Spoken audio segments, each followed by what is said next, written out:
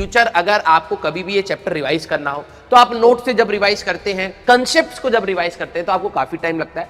इसमें आप 1.5x और या फिर 2x की स्पीड पर अपने लेक्चर को सुन सकते हैं और रिकॉल कर सकते हैं कि हम लोगों ने क्या क्या मेन चीजें पढ़ी थी। ध्यान से सुनना, इसको नोट डाउन नहीं करना है, ठीक है। ये आपके पास रहेगा, इसका पीडीएफ आपके पास रहेगा। इन फ्यूचर आप पीडीएफ से पढ़ लीजिएगा। कुछ बच्चे कहते हैं सर इसको भी लिखना है, नहीं लिखना है। तो यहां पर हमारे पास कैसे याद कराया था, kilo, hecto, decametre, deci, centi, millimetre, ये बताया था कि अगर आपका यहां पर सन है और यहां पर है आपका अर्थ, आपको ये बात पता है कि इन दोनों के बीच में कितना डिस्टेंस है।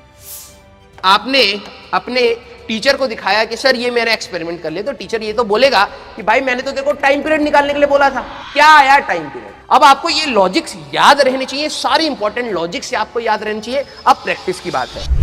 हेलो बच्चों, मेरा नाम है राजवंश सिंह, मैं आप सभी का स्वागत करता हूं। और आज हमें करना है बेटा अपना यूनिट्स एंड मेजरमेंट्स का एक समरी लेक्चर। आप सभी लोगों को ये बात पता है कि यूनिट्स एंड मेजरमेंट्स चैप्टर हमारा कंप्लीट हो चुका है। हम लोगों ने जेईई मेंस, जेईई एडवांस तक के सारे सवाल लगाए हैं जो अभी तक हम लोग सॉल्व कर सकते थे। इसके बाद जब हमारे पास बेसिक मैथमेटिक्स का चैप्टर कंप्लीट होगा तो हम लोग उसमें डिफरेंशिएशन एक बार सीख लेंगे, और डिफरेंशिएशन के बाद हमारे पास कुछ और एडवांस का अगर आप बोले क्वेश्चंस हमारे पास क्लियर हो पाएंगे, ठीक है, क्योंकि उसमें थोड़ी सी एनालिसिस हमें चाहिए होती है। तो इस समरी लेक्चर का पर्पस क्या है? समरी लेक्चर का पर्पस यह है कि इन फ्यूचर अगर आपको कभी भी ये चैप्टर रिवाइज करना हो तो आप नोट से जब रिवाइज करते हैं, कंसेप्ट्स को जब रिवाइज करते हैं तो आपको काफी टाइम लगता है। इसमें आप 1.5x और या फिर 2x की स्पीड पर अपने लेक्चर को सुन सकते हैं और रिकॉल कर सकते हैं कि हम लोगों ने क्या क्या मेन चीजें पढ़ी थी। ऑब्वियस सी बात है, समरी लेक्चर, तो इसमें हम लोग कोई न्यूमेरिकल्स की बात नहीं करेंगे, ठीक है। कुछ इंपॉर्टेंट रिजल्ट्स हैं तो यस, उनको हम लोग डिस्कस जरूर करेंगे, लेकिन आपको अपने नोटबुक के ही क्वेश्चंस को दोबारा सॉल्व यहां पर करना है, या फिर मॉड्यूल के वो क्वेश्चंस को आपको सॉल्व करना है जो आपको लगते थे कि वो इंपॉर्टेंट है, ठीक है। तो समरी लेक्चर का पर्पस आपको आई थिंक क्लियर हो गया है कि एग्जाम में भी, एग्जाम से पहले जाने के बीच सारे हमारे जो पॉइंट्स हैं वो आप रिवाइज अच्छे से कर पाए। आप सभी लोगों को पता है कि हम लोगों ने इसमें कितने सारे लेक्चर्स लिए हैं, आराम आराम से पढ़ा है। और मैं आपको क्लास में हमेशा कहता था कि बेटा आप स्पीड अप या स्लो डाउन मेरे को मत बताइए। क्यों? क्योंकि अभी आप देख सकते हैं कि इस चैप्टर के मेन कंसेप्ट जब मेरे को डिस्कस करने हैं तो मैं कितने कम टाइम में कर सकता हूं, ठीक है। तो चलिए बेटा हम लोग इसकी शुरुआत करते हैं। जब चैप्टर स्टार्ट हुआ तब ध्यान से सुनना, इसको नोट डाउन नहीं करना है, ठीक है। ये आपके पास रहेगा, इसका पीडीएफ आपके पास रहेगा। इन फ्यूचर आप पीडीएफ से पढ़ लीजिएगा। इसको आप लिखने के लिए समय मत यूज करिए, आप क्वेश्चन प्रैक्टिस में अपना समय यूज करिए, ठीक है। कुछ बच्चे कहते हैं सर इसको भी लिखना है, नहीं लिखना है, ठीक है। अब बात है, जब हम लोगों ने स्टार्ट किया था तो सबसे पहले हम लोगों ने कहा था फिजिकल क्वांटिटीज क्या है। फिजिकल क्वांटिटीज वो होती हैं जिनको आप किसी भी फिजिकल इंस्ट्रूमेंट से नाप सकते हैं। जैसे करंट के लिए एमीटर है, टेम्परेचर के लिए थर्मामीटर है, लेंथ के लिए स्केल है, वोल्टेज के लिए वोल्टमीटर है, एंड ऑल्सो अगर हमारे पास कोई भी इंस्ट्रूमेंट से अगर आप कोई चीज नाप सकते हैं उनको हम लोग फिजिकल क्वांटिटीज कहते हैं। अब हम लोगों ने उन फिजिकल क्वांटिटीज को दो क्लासिफिकेशंस में रखा। पहला on the basis of direction properties. तो स्केलर ऐसी क्वांटिटीज थी बेटा जिनके पास अगर आप बात बोले तो मैग्नीट्यूड था। हम लोगों ने बात कही थी कि इनके पास मैग्नीट्यूड होता है और डायरेक्शन में भी, ठीक है, मे बी डायरेक्शन हो भी सकता है। बट अगर आप याद करें तो addition does not depend on theta. Addition does not depend on theta या फिर एंगल। उनके बीच में क्या एंगल वेंगल, जैसे करंट का अगर हम लोगों ने एग्जांपल लिया था कि दो वायर में जब करंट फ्लो करती हैं तो उनके बीच में मैग्नीट्यूड, उनका मैग्नीट्यूड भी है और डायरेक्शन भी है। तो वायर्स के बीच का क्या एंगल है उसका कोई लेना देना नहीं है। जब भी आप एडिशन डायरेक्टली कर रहे हैं उनको हम स्केलर कहते हैं। एग्जाम्पल में आपके लिए क्या आ रहा था बेटा, हमारे पास मास आ रहा था, लेंथ आ रहा था, टाइम आ रहा था, करंट आ रहा था, एंड सो ऑन, स्पीड आ रहा था आपका। ये सारी चीजें हमारे पास क्या रहती हैं, स्केलर। बल्कि हमारे पास वेक्टर्स ऐसी क्वांटिटीज थी जिनके पास हमारे पास मैग्नीट्यूड भी होता है और डायरेक्शन भी हमारे पास होता है, ठीक है। और जब आप इनको जोड़ रहे हैं, मेन पंगा डायरेक्शन का नहीं है, मेन पंगा होता है एडिशन का। तो हमारे पास and follows vector laws of addition, follows vector laws of addition. Sir vector laws of addition क्या होते थे? जो एंगल देख के जुड़ते थे। जब मैंने कॉपी में लिखवाया था मैंने कहा था whose addition depends on the angle between them। 2 Newton और 2 न्यूटन अपोजिट डायरेक्शन में जब लगेंगे तो रिजल्टेंट 0 हो जाएगा, और 2 न्यूटन और 2 न्यूटन सेम डायरेक्शन में जब लगेंगे तो रिजल्टेंट 4 न्यूटन हो जाएगा। वही 2 न्यूटन और 2 न्यूटन को जोड़ रहे हो, एंगल अलग अलग होगा तो रिजल्ट आपका अलग अलग आ सकता है। ऐसी क्वांटिटीज होती है हमारे पास वेक्टर क्वांटिटीज। एग्जांपल के केस में आपके लिए वेलोसिटी था बेटा, आपके लिए एक्सेलरेशन था बेटा, आपके लिए मोमेंटम था बेटा, आपके लिए फोर्स था, and so on. Momentum, force and so on, ये हो गया हमारे पास, ठीक है। अच्छा, अब on the basis of dependence, अब एक्चुअली में क्या है कि कौन सी क्वांटिटी किस पर कैसे डिपेंड कर रही है उसके हिसाब से भी था। तो जब हम लोगों ने अपनी सारी फिजिकल क्वांटिटीज को क्लासिफाई करा तो हमें पता लगा कुछ है हमारे पास which are called fundamental physical quantities. याद करें, फंडामेंटल फिजिकल क्वांटिटीज जिनको एक्सप्लेन करने के लिए हमें और किसी फिजिकल क्वांटिटी की रिक्वायरमेंट ना हो, जिनको सेपरेटली एक्सप्लेन किया गया, उनको हम कहते हैं फंडामेंटल फिजिकल क्वांटिटीज। और ये कितनी प्रकार की होती थी हमारे पास? सात नंबर, हमारे पास 7 numbers of fundamental physical quantity. कौन कौन सी थी बेटा? मास था, लेंथ था, टाइम था, करंट था, ठीक है, टेम्परेचर था, अमाउंट ऑफ सब्सटेंस था, and luminous intensity. Amount of substance, ठीक है, एंड ल्यूमिनस इंटेंसिटी, ठीक है। ल्यूमिनस इंटेंसिटी की जो आपकी यूनिट थी बेटा वो थी कैंडला, याद करो, ठीक है। अमाउंट ऑफ सब्सटेंस के लिए जो यूनिट थी दैट इज अवर मोल्स, ठीक है।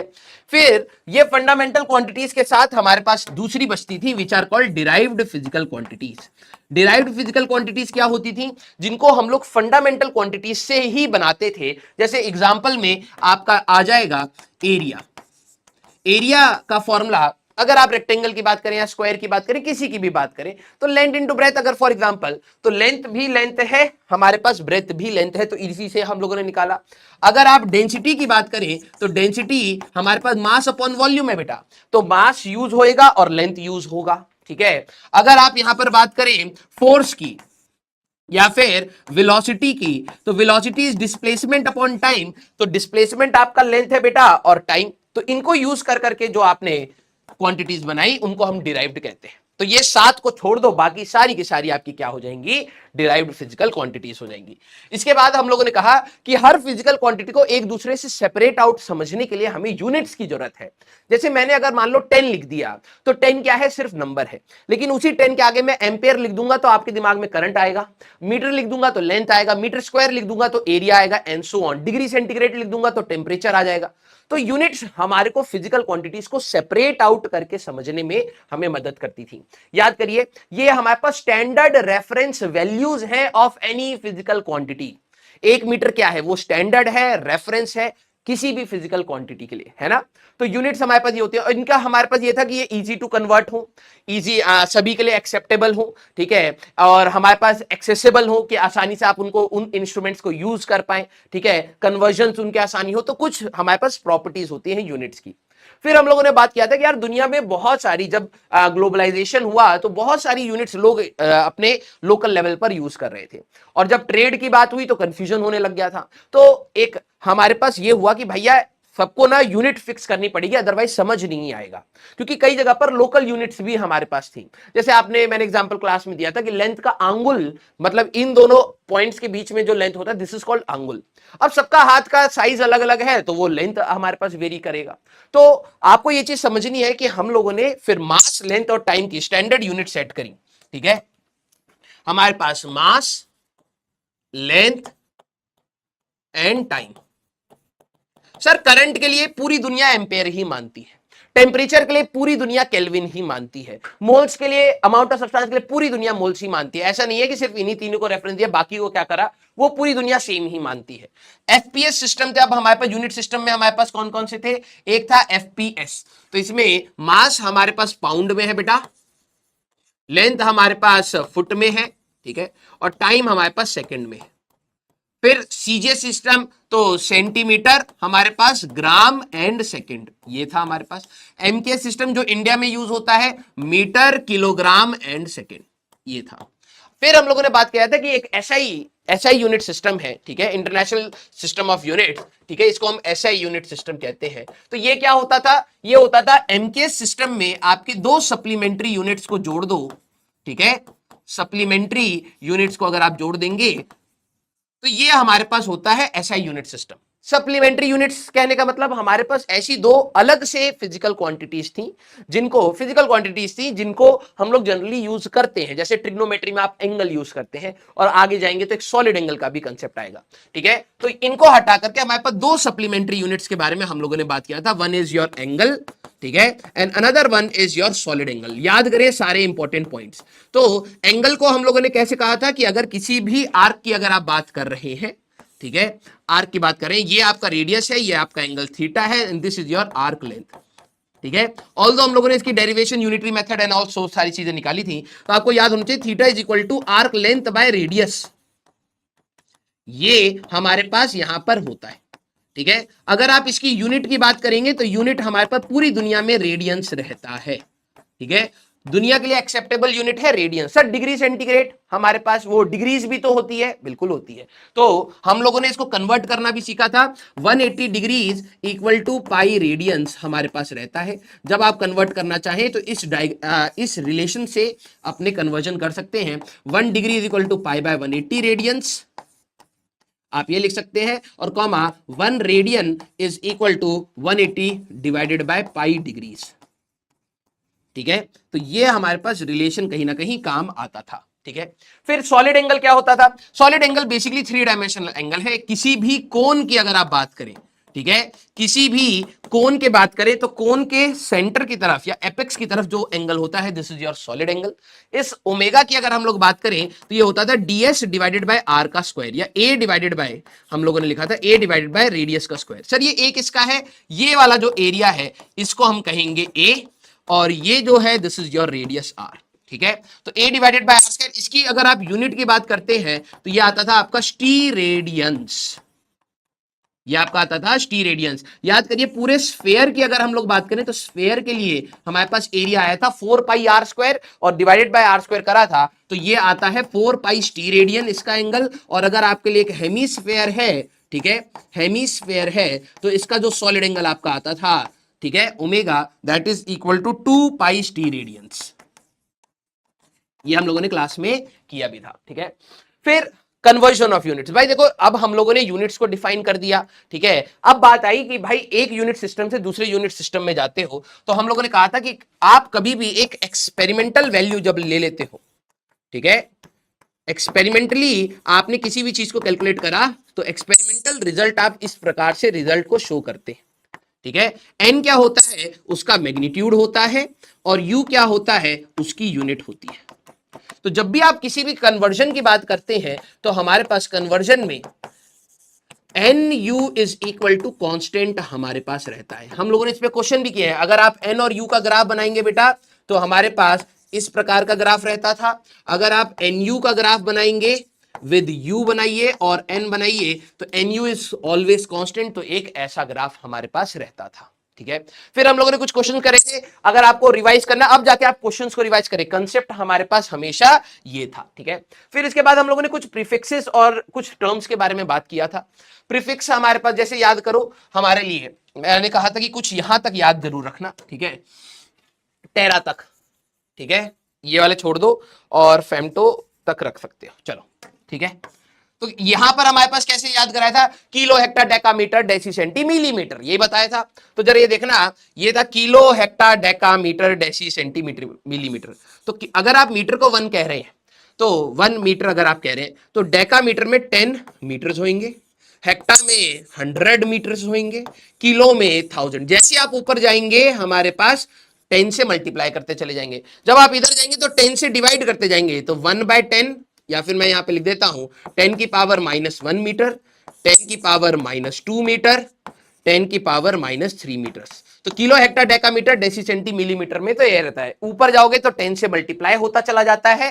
ठीक है, इधर से इधर अगर आप बात करें इंटू 10, और इधर से इधर डिवाइड बाय 10। ठीक है, हर स्टेप पे आपका ये रहेगा। जैसे आप किलो और मिली के बाद आते हैं तो अब 10 की पावर 3 के ऑर्डर में चलता है। माइक्रो होता है 10⁻⁻6, नैनो होता है 10⁻⁻9, पीको होता है 10⁻⁻12, फेम्टो होता है 10⁻⁻15। जब मैं फर्मी की बात करूंगा, फर्मी हमारे पास लेंथ की यूनिट होती है, याद रखना। ठीक है, this is equal to 10⁻⁻15 metre. ये फेम्टो से ही डिराइव्ड है, फर्मी बोलते हैं।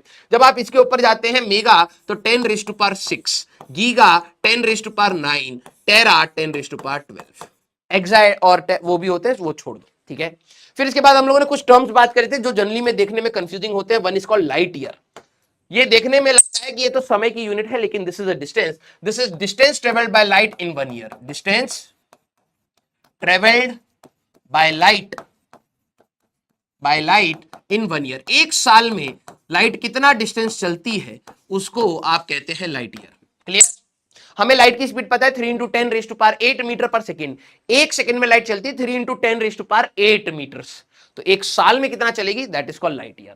एस्ट्रोनॉमिकल यूनिट कैसे बताया था कि जो हमारे पास सन है और जो हमारे पास अर्थ है, ठीक है, जो हमारे पास सन है और जो हमारे पास अर्थ है, सन के अराउंड अर्थ घूम रही है। अब कईयों को यह बात पता है कि सर सर्कुलर ऑर्बिट नहीं है, इलिप्टिकल ऑर्बिट, कोई दिक्कत नहीं। This is the average distance, इन दोनों के बीच का जो एवरेज डिस्टेंस है, एवरेज डिस्टेंस वेरी कर रहा है, कोई दिक्कत नहीं। Average distance between sun and earth, between sun and earth, इसको हम कहते हैं 1 एस्ट्रोनॉमिकल यूनिट। ठीक है, ये वाले यूनिट्स हमारे पास बड़े हैं, लेंथ के बड़े यूनिट्स हैं जिसमें हम लोग एस्ट्रोफिजिक्स में जनरली यूज करते हैं।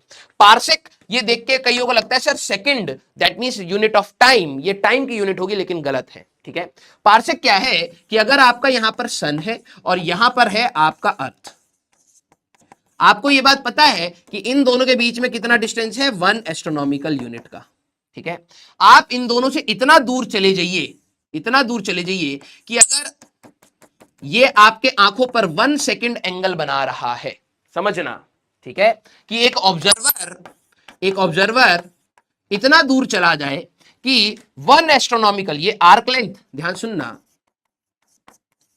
आपका जो आर्क लेंथ है वो 1 एस्ट्रोनॉमिकल यूनिट का हो, जो आपका थीटा है वो 1 सेकंड का हो, तो ये जो डिस्टेंस है, radius of this arc is called parsec. This is called parsec. ठीक है, अब यहां पर मिनट्स और डिग्री की बात आई थी, तो 1 डिग्री इज इक्वल टू, अगर आप यहां पर देखें तो 60 मिनट्स हमारे पास था, और 1 minute is equal to 60 seconds भी हमारे पास था। ये भी हमारे लिए इंपॉर्टेंट था। क्लियर? अगला, अब डायमेंशंस पर हम लोगों ने बात की थी, तो हमारे पास बहुत सारी डायमेंशंस थी। तो ये समरी थी, मैंने उस समय भी आपको दी थी क्लास में कि आप इसको इस तरीके से याद रखेंगे तो काफी मदद रहेगा। सारी लेंथ्स हो, ठीक है, all length will have a dimension of L. तो इसमें एक एक्स्ट्रा टर्म था रेडियस ऑफ गायरेशन, तो आपको इससे घबराना नहीं है सर, गायरेशन क्या है, रेडियस वर्ड से आप पकड़ सकते थे, तो has a dimension L. All velocities, जितनी भी आपकी वेलोसिटीज हैं, डायमेंशन होगा एल टी -1। लेकिन एंगुलर वेलोसिटी अगर आपको कहीं पर मिल जाए, ठीक है, एंगुलर वेलोसिटी का फॉर्मूला हमारे पास होता था कितना एंगल चला डिवाइडेड बाय टाइम, तो ये हमारे पास आता है टी की पावर -1, इसमें एल टी -1 नहीं होता है। ठीक है, ऑल एक्सेलरेशन, सारी एक्सेलरेशन हमारे पास एल टी -2 होती हैं, बट अगर कहीं एंगुलर एक्सेलरेशन आपको मिल जाए तो ये हमारे पास टी की पावर -2, ये होता है angular velocity divided by time, तो ये आएगा टी की पावर -2 डायमेंशन रहती है, ये ध्यान रखना है। ठीक है, ऑल फोर्सेस, जितने भी आपके फोर्स हैं, m इंटू ए हमारे पास रहता है, कुछ 2-3 वर्ड अलग अलग से थे, दैट इज थ्रस्ट, थ्रस्ट भी आपका फोर्स है, विस्कस ड्रैग वो भी आपका फोर्स है, normal reaction, weight, tension, tension होता था किसी भी धागे के अंदर का फोर्स, इनकी सभी की डायमेंशन होगी mlt -2। ठीक है, याद रखना ये टर्म्स क्योंकि क्वेश्चन में थे। ऑल वर्क, जितने भी आपके वर्क है, जितने भी आपके वर्क हैं, उसमें आपकी सारी एनर्जीज भी इंक्लूड आप कर सकते हैं। टॉर्क या फिर कपल ऑफ फोर्स या मोमेंट ऑफ फोर्स, अगर आपको ये वर्ड मिल जाए, टॉर्क, कपल या मोमेंट ऑफ फोर्स, इनका सभी का डायमेंशन एक होता है ml2t -2। ठीक है, तो वर्क का निकाल लेंगे तो इन सबका आपको आ जाएगा। प्रेशर की बात करें तो फोर्स अपॉन एरिया से निकालेंगे तो ml -1t -2 मिलेगा। एंड ऑल मॉडुलस वर्ड, ध्यान सुनना, भले आपका अगर बात करें यंग मॉडुलस हो, बल्क मॉडुलस हो, शेयर मॉडुलस, कहीं पर भी मॉडुलस वर्ड मिल जाए, मॉडुलस ऑफ रिजिडिटी, ठीक है, हमारे पास has dimensions of pressure only. ठीक है, तो याद रखना प्रेशर का ही डायमेंशन रहेगा, और प्रेशर के साथ बोले तो स्ट्रेस का भी डायमेंशन हमारे पास वही होता है, स्ट्रेस एंड प्रेशर हमारे पास सेम रहेंगे। ऑल ग्रेडियंट टर्म्स, जहां पर भी ग्रेडियंट वर्ड आ जाए तो आपको डिवाइडेड बाय लेंथ, लेंथ से डिवाइड करना है। जैसे फोर्स ग्रेडियंट आ जाए, वेलोसिटी ग्रेडियंट आ जाए, प्रेशर ग्रेडियंट आ जाए, तो pressure divided by length, force gradient force divided by length, सभी को लेंथ से हम लोग डिवाइड करते थे। Momentum and dash has the same dimensions. अब मोमेंटम के साथ किस किस का डायमेंशन सेम है, ठीक है, तो मोमेंटम का डायमेंशन हमारे पास रहेगा MLT-1, ठीक है।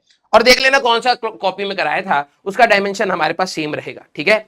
एंगुलर मोमेंटम भाई हमारे पास होता था momentum into distance, momentum into distance. Angular momentum और मोमेंटम दोनों अलग अलग चीजें हैं, ठीक है। हमारे पास has a dimension of m, momentum हो जाएगा MLT-1, तो L2T-1, ये आपका एंगुलर मोमेंटम का डायमेंशन है, ठीक है। All densities are derived by dividing the quantity with volume, ठीक है। जैसे हमारे पास डेंसिटीज क्या क्या आ रही थी, एनर्जी डेंसिटी, ठीक है, मास डेंसिटी, चार्ज डेंसिटी, याद करना ये, ठीक है। कहीं पर भी अगर आपको ऐसे वर्ड मिल रहे थे तो charge divided by volume, mass divided by volume, energy divided by volume, हमारे पास इस प्रकार से एनर्जी डेंसिटी, ठीक है, तो वॉल्यूम से डिवाइड करना था। सिर्फ करंट के लिए, करंट इज डिवाइडेड बाय, जिसको हम कहेंगे डिवाइडेड बाय एरिया, करंट के लिए आप एरिया से डिवाइड करेंगे। हम लोगों ने क्वेश्चन भी किया था जहां पर वर्ड आता है लीनियर मास डेंसिटी, याद करें लीनियर मास डेंसिटी। अगर आपको कहीं वर्ड मिल जाए लीनियर मास डेंसिटी, ठीक है, या लीनियर चार्ज डेंसिटी, कहीं पर ये वर्ड आपको लीनियर वाला मिल जाए तो this is mass upon L.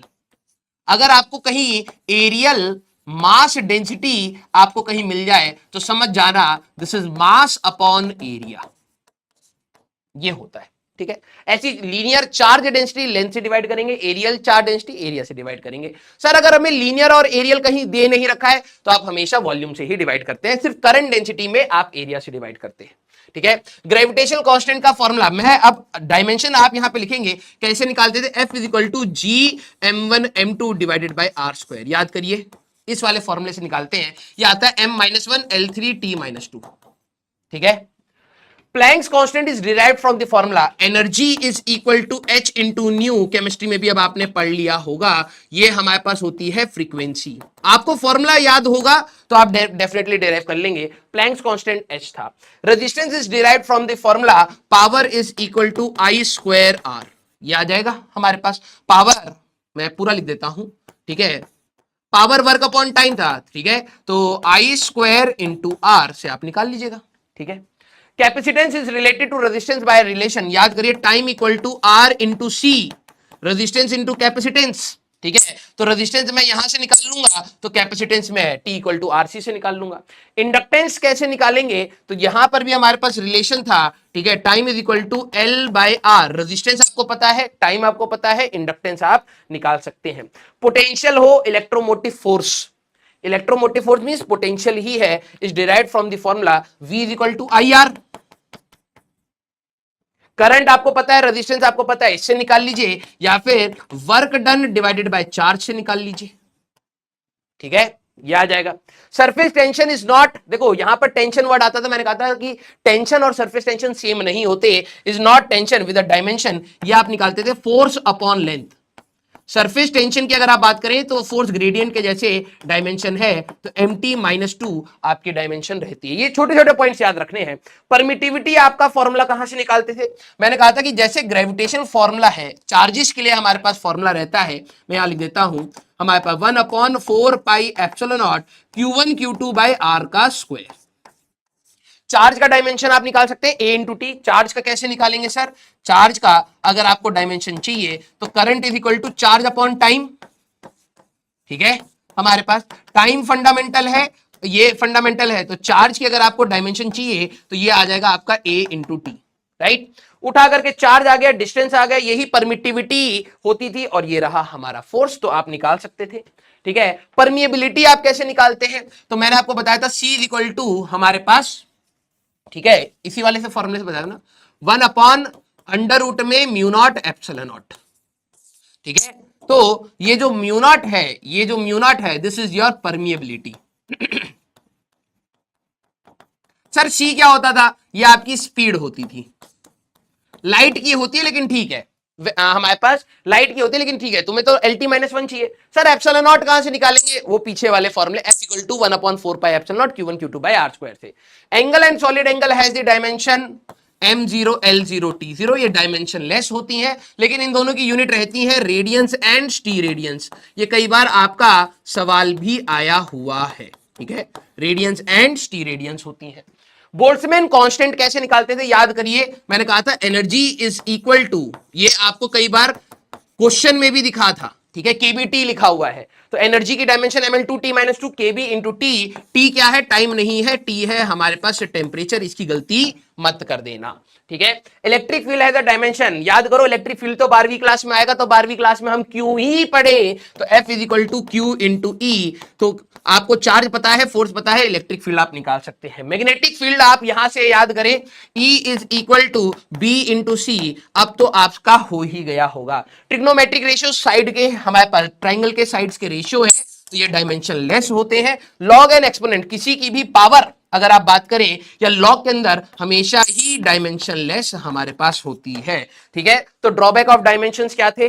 अच्छा, अभी तो हम लोगों ने डिराइव एप्लीकेशंस की बात नहीं करी, एप्लीकेशंस बात करते हैं, फिर ड्रॉबैक की बात करेंगे, ठीक है। चलिए भाई, तो पहली एप्लीकेशन हमारे पास क्या थी? Principle of homogeneity. सबसे ज्यादा सवाल यही थे भाई, हमारे पास लेंथ में लेंथ को जोड़ सकते हो, लेंथ में से लेंथ को घटा सकते हो, लेंथ को ही इक्वेट कर सकते हो। तो याद करो, सेम फिजिकल क्वांटिटी, चमक रहा है ना, ये दिखाई दे रहा है, हाँ, same physical quantities can be related, ठीक है, कैन बी रिलेटेड विद हमारे पास plus minus equal to greater than less than greater than equal to less than equal to, यही कहता था। जब आप दो फिजिकल क्वांटिटीज को जोड़ रहे हैं, घटा रहे हैं, ऐड कर रहे हैं, या इक्वेट कर रहे हैं, या इनइक्वालिटीज लगा रहे हैं, वो सेम फिजिकल क्वांटिटीज होनी चाहिए। तो ये प्रिंसिपल ऑफ होमोजेनिटी के कंसेप्ट कई सारे क्वेश्चन किए थे। डिराइविंग फॉर्मूला, हमारे को डिराइव करने के लिए भी सवाल आए हुए थे। एग्जाम्पल, एक बेसिक सा एग्जाम्पल, ये ब्लैक आपको दिखाई दे रहा होगा, हाँ ठीक है। तो बेसिक एग्जाम्पल में बात करें तो जैसे मान लो उन्होंने कहा कि टाइम पीरियड हमारे पास रेडियस पर डिपेंड करता है या लेंथ पर डिपेंड करता है, ठीक है, और एक्सेलरेशन ड्यू टू ग्रेविटी पर डिपेंड करता है। बिल्कुल बेसिक सवाल जो पहला करा था। तो इसका फॉर्मूला बताइए। तो भाई मैंने क्या कहा था कि इन टाइप के क्वेश्चंस में प्रॉब्लम ये है कि ये लेंथ की पावर अगर आपको पता लग गई तो आपका सारा काम हो गया, है ना। तो हमें ये नहीं पता होता इसकी पावर क्या है, तो हम लोगों ने पावर ए और बी ले लिया, यही करते थे। कुछ बच्चे कहते सर 1 लेंथ की पावर क्यों नहीं ले रहे? अरे भाई नेगेटिव हो जाएगा अपने आप, बताया था क्लास में, ठीक है। तो ए और बी मिल गया तो सारा चीज हो जाएगा। प्रोपोर्शनैलिटी हटाने के लिए आप एक कांस्टेंट लगाते थे, तो लेंथ की पावर ए और एक्सेलरेशन ड्यू टू ग्रेविटी की पावर बी। देखो जब आपने इक्वल टू लगा दिया तो प्रिंसिपल ऑफ होमोजेनिटी मैं यहां लगा सकता हूं। इधर की डायमेंशन आपकी m0 l0 t आती थी, तो ये हमारे पास एक प्रोपोर्शनैलिटी कांस्टेंट है, तो l की power a, acceleration due to gravity lt minus 2, ठीक है, lt माइनस 2 की पावर b। तो जैसे आप इसको सॉल्व करते थे, m की पावर 0, l की पावर 0, t की power 1 is equal to k। यहां पर m की पावर तो 0 ही है, l की पावर अगर आप देखें तो a प्लस b आ रही है, और t की पावर माइनस 2b। जब मैंने इक्वल टू लगा रखा है तो दोनों साइड की डायमेंशंस हमारे पास सेम होनी चाहिए। तो अगर ये हमारे पास सेम है तो आप यहां पे कह सकते थे बेटा माइनस 2b की वैल्यू 1 है और a प्लस b की वैल्यू 0 है। जैसे आपको a और b मिलते थे तो आप अपना फॉर्मूला डिराइव कर लेते थे। जेई मेंस और एडवांस के भी हम लोगों ने यहां पर क्वेश्चंस किए थे। फिर the correctness of the formula, obvious सी बात है, अगर एक फॉर्मूले में dimension of left hand side और dimension of right hand side अगर मैच कर गया तो आप क्या बोलेंगे? सिर्फ डायमेंशनली करेक्ट बोलेंगे, सिर्फ डायमेंशनली करेक्ट वर्ड ही यूज कर सकते हैं, बिकॉज वी डोंट नो कि वो फॉर्मूला एक्सपेरिमेंट करने के बाद भी वैलिड रहेगा या नहीं रहेगा, ठीक है। और अगर आपका dimension of left hand side is not equal to dimension of right hand side, तो ऑब्वियस ही बात है आप लेंथ को एरिया से इक्वेट कर रहे हो तो गलत ही है। तो इसमें आप क्या करते हैं? इनकरेक्ट वर्ड यूज करते हैं। इसमें कोई डायमेंशनली इनकरेक्ट की बात नहीं है, वो तो गलत ही है। फिर उसके बाद कन्वर्जन्स की बात आई थी, तो याद करिए हम लोगों ने, ठीक है, एग्जाम्पल ले लेते हैं। 1 newton is equal to how many N2 dynes. आपको याद आ रहा होगा, वैसे तो मैं लिख देता हूं जनरलाइज रिजल्ट जो हमारे पास थे। 1 न्यूटन इज इक्वल टू 10 की पावर 5 डाइन्स, डायरेक्टली आपको याद होना चाहिए। और 1 जूल्स इज इक्वल टू 10 की पावर 7 अर्ग हमारे पास होता है। तो कन्वर्जन हम लोग कैसे कहते थे कि एक न्यूटन को एक सिस्टम से दूसरे सिस्टम में अगर आप जा रहे हो तो फिजिकल क्वांटिटी की वैल्यू चेंज नहीं करेगी, है ना। तो देखा जाए तो this is n1u1 is equal to n2u2, right. तो मैं इसको हम लोग कैसे करते थे, 1 इंटू यहां पर m1 l1 t की power -2 is equal to n2 m2 l2 t2 की पावर -2। यहां पर m1 l1 t1 क्या थे, unit of mass length and time in SI। ये कौन से सिस्टम का है बेटा, दिस इज योर NKS बोलिए या SI बोलिए, और ये आपका किसका था, CGS में, ठीक है। और N2 L2 T2 क्या है sir, these are the unit of mass length time in second system. तो अगर आप यहां से N2 की बात करते थे तो याद करिए N2 आपका यहां से आएगा m1 by m2 into L1 by L2 into T1 by T2 की पावर -2।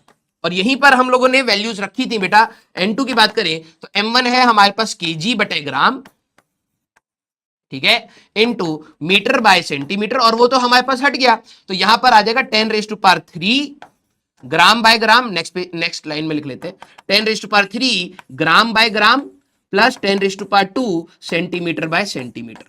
तो जब आप इसको कट करते थे बेटा तो हमारे पास इनटू है, ये प्लस नहीं है, ठीक है, ये हमारे पास इनटू है, ठीक है।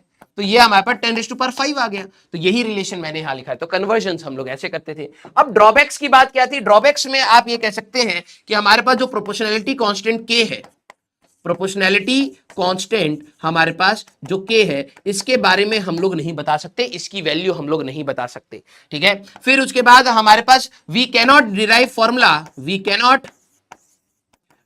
Formula containing cos theta log and expressions containing tan, या आप कह सकते हैं ट्रिग्नोमेट्रिक बोलिए या एक्सपोनेंट्स बोलिए या लॉग। हम लोग ऐसे फॉर्मूले को यहां पर डिराइव नहीं कर सकते जिसके अंदर ये सारे टर्म्स हो। हम लोग ये नहीं कह सकते कि डायमेंशनली करेक्ट फॉर्मूला हमारे पास एक्सपेरिमेंटली भी वैलिड हो, ठीक है, हम लोग ये भी नहीं कह सकते एक्सपेरिमेंटली हमारे पास वैलिड हो, ठीक है, एंड सो ऑन। कुछ छोटी मोटी और हम लोगों ने ड्रॉबैक्स की बात करी थी, ठीक है। तो ये हो गया। फिर आए थे हम लोग एरर्स की। भाई देखो, कभी भी आप इंस्ट्रूमेंट यूज करोगे तो गलती तो करोगे ही। तो हमारे पास एरर बेसिकली क्या है, किसी भी रीडिंग को लेने में जो हमसे गलती हुई, that is called our error. तो हम लोगों ने सबसे पहले बात करी कि एरर हमारे पास 3 क्लासिफिकेशंस होती हैं। One is called systematic error हमारे पास, या कंट्रोलेबल एरर्स जिनको वी नो द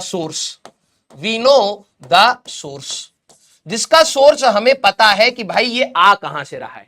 अगर मान लो आप बाइक चला रहे हो, बाइक अगर आपकी खड़ी है तो 0 पर सुई होनी चाहिए, लेकिन वो पहले से ही 10 पर दिखा रही है, मतलब पहले से ही ज्यादा रीडिंग दिखा रही है। तो मुझे पता है कि अगर मैं बाइक चला रहा हूंगा, 50 की स्पीड पे चला रहा हूं, तो ये ज्यादा दिखा रहा है, क्योंकि स्टार्टिंग में ही 10 था ना, जब मैं रुका हुआ था तब 10 दिखा रहा है, और अभी चलाते समय 50 दिखा रहा है, तो मेरी एक्चुअल स्पीड क्या हुई, 40 हुई।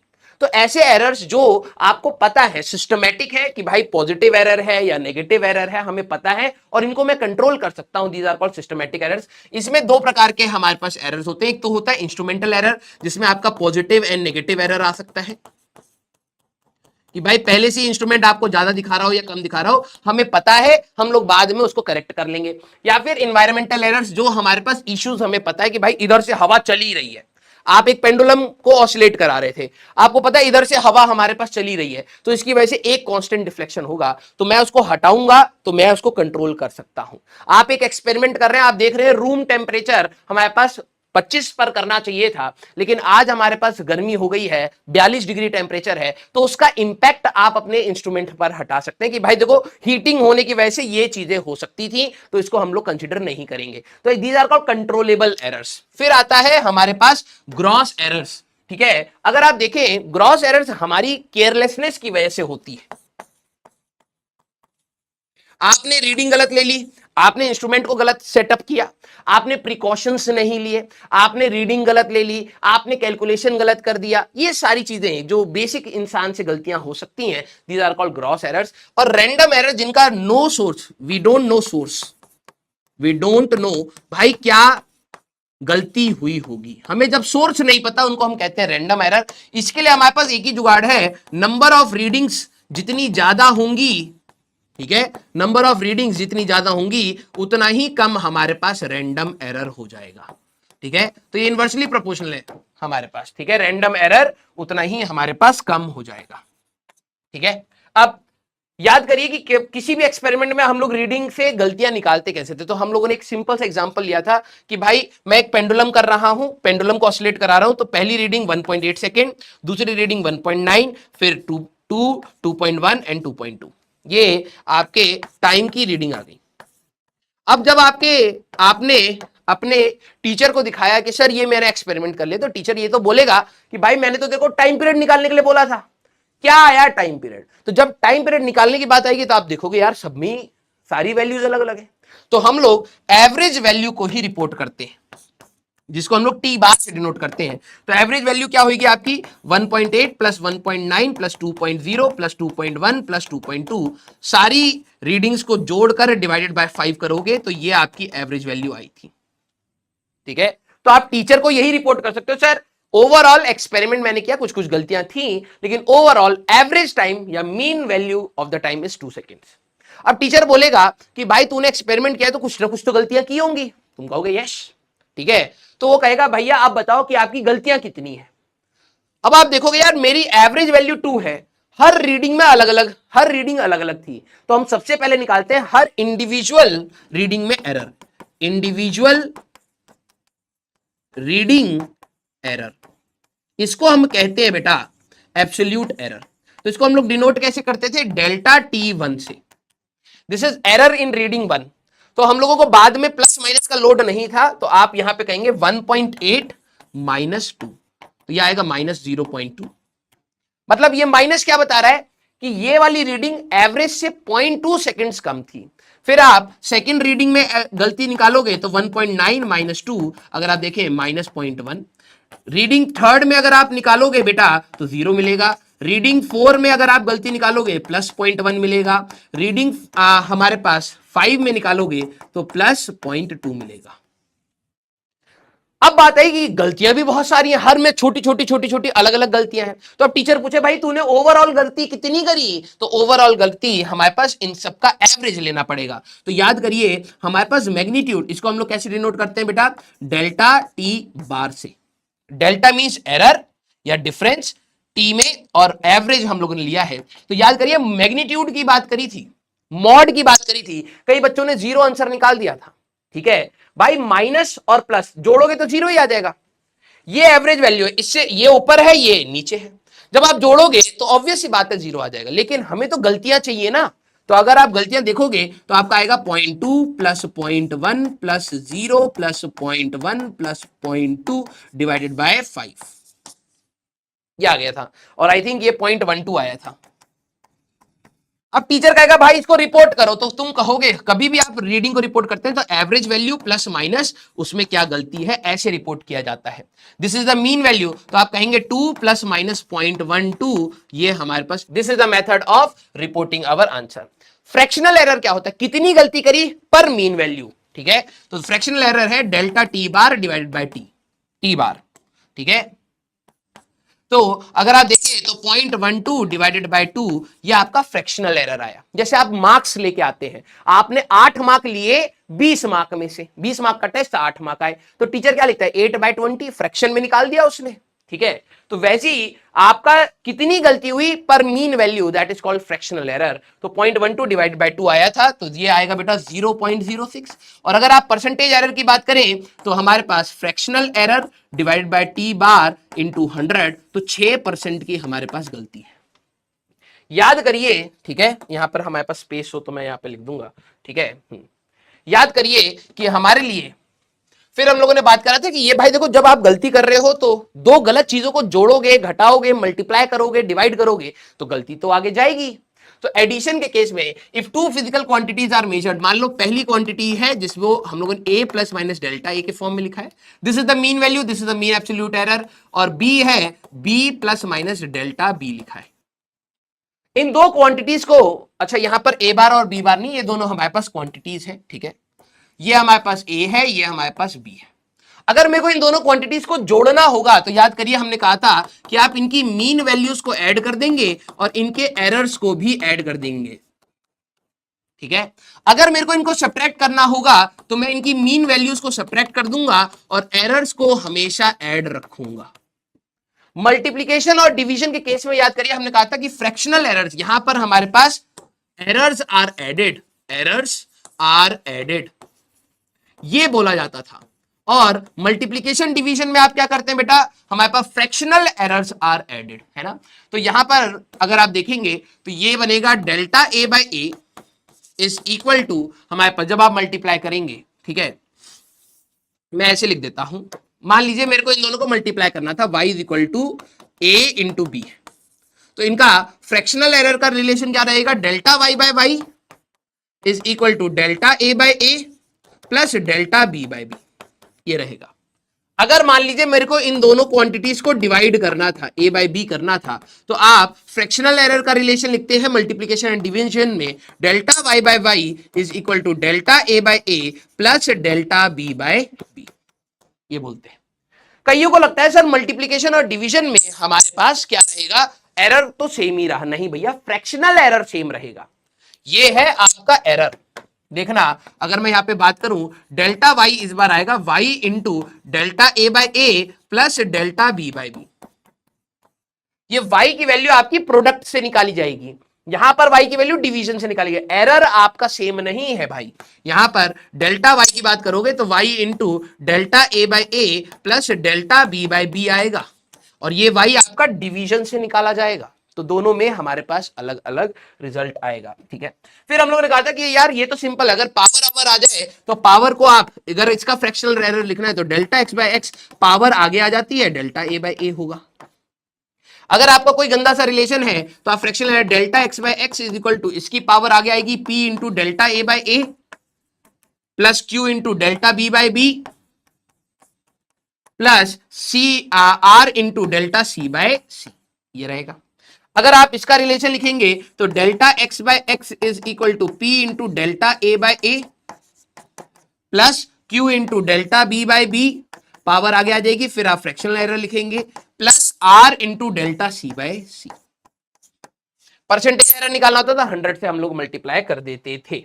और याद करें कि हमारे पास, ठीक है, हमारे पास एक काइनेटिक एनर्जी का सवाल हम लोगों ने करा था। चलो पहले इनको बात कर लेते हैं, ठीक है। तीन अच्छे अच्छे जो चीजें हम लोगों ने यहां पर सीखी थी। Time period of the pendulum के अगर हम लोग बात करें तो time period is equal to 2 pi under root में एल बाई जी था। अगर मेरे को परसेंटेज चेंज इन ग्रेविटी के जो सवाल हैं तो बच्चे क्या करते हैं, गलती कर देते हैं। तो T square is equal to 4 pi square L by G आप रखेंगे, जी को सेपरेट आउट कर लीजिएगा, अदरवाइज गलती आ जाती है। आपने एक जेई एडवांस के सवाल में गलतियां भी करी थी। तो delta g by g is equal to, constant कभी भी गलती में नहीं जाएगा, delta L by L plus twice of delta T by T हमारे पास आया था, है ना। तो ये वाली गलती आपकी कंटिन्यू ना हो, इस चीज का ध्यान रखना। अब याद करिए हम लोगों ने कुछ एडवांस के सवाल करे थे। डेल्टा टी अगर आप देखें, नंबर ऑफ रीडिंग्स, हमारे पास नंबर ऑफ रीडिंग्स मान लो अगर आपकी n है, ठीक है, और हमारे पास लीस्ट काउंट मान लेते हैं हमारे पास x है, तो डेल्टा टी आपका पता क्या आएगा, error in each reading that will be x by n, ठीक है। ये हमारे पास होगा, हमारे पास time period, time of one oscillation आप कैसे निकालेंगे, टाइम ऑफ वन ऑसिलेशन, एक ऑसिलेशन का अगर आपको टाइम निकालना है तो आप क्या कहेंगे, टोटल टाइम, ठीक है, total time divided by n आप कर देंगे। फिर आपने अपने सवाल को यहां पर करा होगा, भले ही मेंस का हो भले ही आपका एडवांस का हो। रेजिस्टेंस का पैरेलल का अगर आपको याद हो तो एक रिलेशन हम लोगों ने बात कही थी, हमारे पास parallel resistance 1 upon RP is equal to 1 upon R1 plus 1 upon R2 से हम लोग निकालते थे, ठीक है। तो इसका रिलेशन हमारे पास क्या था, डेल्टा आरपी बाय आरपी का स्क्वायर, ये डिफरेंशिएशन से आता था। मैंने आपको बोला था कि ध्यान रखना, अभी बस याद कर लो, डिफरेंशिएशन जब कराऊंगा तो मैं इसको प्रूव करा दूंगा कि ये रिलेशन कैसे आया। तो ये हमारे पास पैरेलल रेजिस्टेंस का फॉर्मूला हमें यूज करना होता था। RP this is the average value, 2 और 4 है, पैरेलल में करोगे तो 2 इंटू 4 डिवाइड बाय 2 प्लस 4 ये आया। फिर सारी वैल्यूज थी, आप क्वेश्चन को जरूर एक बार देख लीजिएगा, आपको याद आ जाएगा। और हम लोगों ने एक एडवांस का सवाल भी यहां पर करा था, लेंस वो मिरर फॉर्मूले को यूज करके। फिर उसके बाद याद रखना हमारे पास एक काइनेटिक एनर्जी का सवाल था, ठीक है, क्वेश्चन एक हमारे पास था जिसमें वेलोसिटी का 30% इंक्रीज हुई थी। तो इस केस में जब हमारे पास 6 या बोले 6 to 7% से ज्यादा का अगर हमारे पास चेंज है तो नॉर्मल मेथडोलॉजी से आप नहीं कर सकते, आपने बेसिक से करा होगा। इनिशियल काइनेटिक एनर्जी आपकी आई थी हाफ mv², याद करें। फिर आपने निकाला फाइनल काइनेटिक एनर्जी, भाई 30% का इंक्रीज हुआ तो हाफ m 1.3 का स्क्वायर आपने करा तो आया था 1.69 ऑफ इनिशियल काइनेटिक एनर्जी। तो 69% का चेंज आया था। ऐसी मैंने 2 सवाल आपको और अच्छे कराए थे एडवांस लेवल के। फिर इसके बाद हमारे पास था सिग्निफिकेंट फिगर्स। जब तक आपको सवाल में बोला ना जाए कि भैया आप सिग्निफिकेंट फिगर्स को रूल्स लगाइए, या फिर आपको ऑप्शन दिख रहा है कि राउंड ऑफ किया गया है, तब तक आप नहीं लगाएंगे, आप अपना नॉर्मल सवाल करेंगे। अब सिग्निफिकेंट फिगर्स में हमारे पास आपको मैंने ये बताया था कि भाई डेसिमल के बाद आप मन मर्जी जीरो नहीं लगा सकते, इसमें हमें ध्यान रखना होता है। तो सबसे पहली बात, लीडिंग जीरोस जो होते हैं जो पहले होते हैं, ट्रेलिंग जीरोस वो होते हैं जो बाद में होते हैं। तो लीडिंग जीरोस कभी भी आपके लिए सिग्निफिकेंट नहीं होते। फिर जो भी जीरो बीच में दब जाएगा किसी भी नंबर के, वो हमेशा सिग्निफिकेंट काउंट होगा। और ट्रेलिंग पीछे छूटने वाले जीरोस, जैसे किसी भी नंबर के 8 2 3 0 0 0 अगर ऐसे हैं तो दीज आर ट्रेलिंग जीरोस। तो ये तभी सिग्निफिकेंट होंगे जब डेसिमल लगेगा। अगर डेसिमल सर हमारे पास नहीं है तो आप इनको नहीं गिनेंगे। फिर हमारे पास किसी भी साइंटिफिक नोटेशन में अगर आप कर रहे हैं तो number of significant figures same होने चाहिए। जब भी आप यूनिट्स में कन्वर्जन्स कर रहे हैं तब भी आपके सिग्निफिकेंट फिगर्स सेम होने चाहिए, ठीक है। अब बात है हमारे पास राउंड ऑफ के रूल्स। तो जब भी आप राउंड ऑफ करते हैं, जिस नंबर को आप ड्रॉप कर रहे हैं, ध्यान सुनिए, जिसको आप छोड़ रहे हैं, अगर वो 5 से छोटा है तो उसको हटाइए, पीछे वालों को सबको 0 कर दीजिए, मतलब पीछे वाला सब रिमूव हो गए, और इससे पिछला नंबर में कोई चेंज नहीं, कुछ नहीं करना, वैसे ही रहेगा। जिसको आप ड्रॉप कर रहे हैं वो ग्रेटर देन 5 है तो पिछले नंबर में +1 आप करेंगे। याद रखना यहां पर गलतियां क्या हो रही थी बच्चों से कि 3000 के आसपास का नंबर था, राउंड ऑफ करा, उसको 30 के आसपास ले गए, 300 के आसपास ले गए। नंबर राउंड ऑफ करने के बाद आपका वही उसी के अराउंड ही होना चाहिए। फिर जिसको आप ड्रॉप कर रहे हो अगर वो 5 के बराबर है तो आपको क्या देखना है, जैसे मान लो कि हमारे पास 3 2 9 5 6, मुझे इसको ड्रॉप करना था, तो मैं सबसे पहले जब 5 हमारे पास है, जिसको ड्रॉप कर रहे हो अगर वो 5 है, सबसे पहले इसके पीछे देखो, अगर कुछ पीछे 1 से लेके 9 तक आपको कोई नंबर मिल गया तो आप इसको हटाइए, +1 कर दीजिए और फिर यहां 0 कर दीजिए, ठीक है। मतलब नंबर उसी का राउंड ही रहना चाहिए। तो इसको आप हटा देंगे बेटा तो यहां पे आप +1 कर देंगे। अगर मान लो कि सर हमारे पास 3 2 9 5 ऐसे ही था और मुझे इसको ड्रॉप करना है, तो जब आप ड्रॉप करेंगे तो आप इससे पिछले नंबर को देखिए, ऑड या इवन। अगर ये ऑड है तो +1 कर देंगे, अगर ये इवन है तो सेम रहेंगे। जैसे इस केस में हो जाएगा 3 3 0 0 हमारे पास। कुछ बच्चे क्या कहेंगे 33 कर देंगे इसको, अरे भाई वो नंबर उसी के अराउंड भी तो रहना चाहिए। फिर जब आप एडिशन करें या सब्ट्रैक्शन करें, मैंने 2 रूल बताए थे, एक सैड बताया था, अगर आप MS धोनी से नहीं मिलते हैं तो आप सैड हो जाएंगे। तो सैड में सब्ट्रैक्शन और एडिशन में आप सिर्फ डेसिमल देखेंगे। जिस भी नंबर में मान लो 2 नंबर्स जोड़ने हैं, इसमें 2 डेसिमल थे, इसमें 5 डेसिमल थे, तो आंसर में 2 ही डेसिमल होने चाहिए, तो राउंड ऑफ करना पड़ेगा, ये रूल्स लगाने पड़ेंगे।